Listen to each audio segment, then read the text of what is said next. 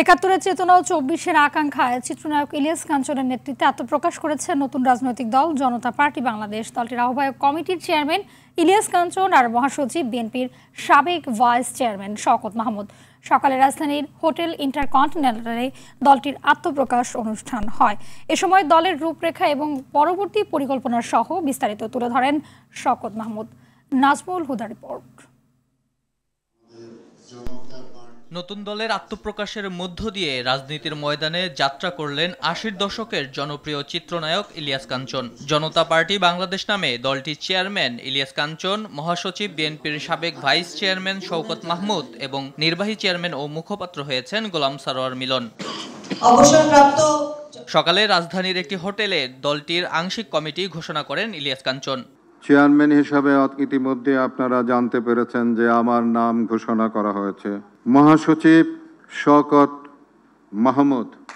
দীর্ঘ ৩২ বছর নিরাপদ সড়কের জন্য আন্দোলন করলেও কোনো সরকারের সহযোগিতা না পাওয়ার কথা জানান ইলিয়াস কাঞ্চন, তাই রাজনীতিতে যুক্ত হয়েছেন তিনি।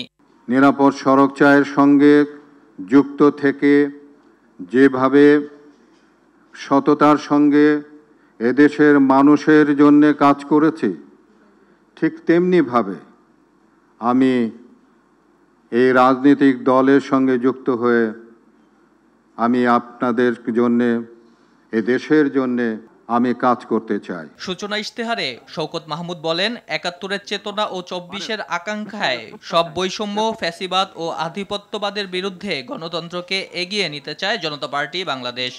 জাতির এই মহেন্দ্রক্ষণে জাতীয় প্রত্যাশায় সকল প্রকার বৈষম্য, ফ্যাসিবাদ, আধিপত্যবাদের বিরুদ্ধে গণতন্ত্রকে এগিয়ে নিতে, জনকল্যাণ, ইনসাফ ও সার্বভৌমত্ব নিশ্চিত করতে এবং গর্বিত জাতীয়তা বোধ দৃঢ়ীকরণ করতে আমরা আজ নতুন দলের আত্মপ্রকাশ ঘোষণা করছি।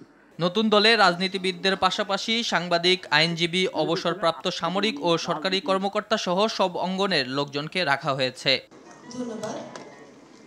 নাজমুল হুদা, RTV, ঢাকা।